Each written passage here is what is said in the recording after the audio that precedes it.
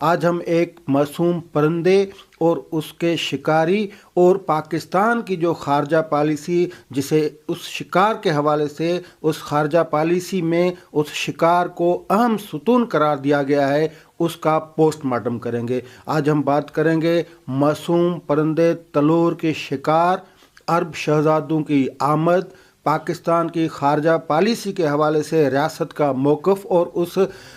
جو خارجہ پالیسی ہے اس میں تلور کا کردار، یعنی تلور کے شکار کا کردار، اس حوالے سے تفصیلی بات چیت کریں گے۔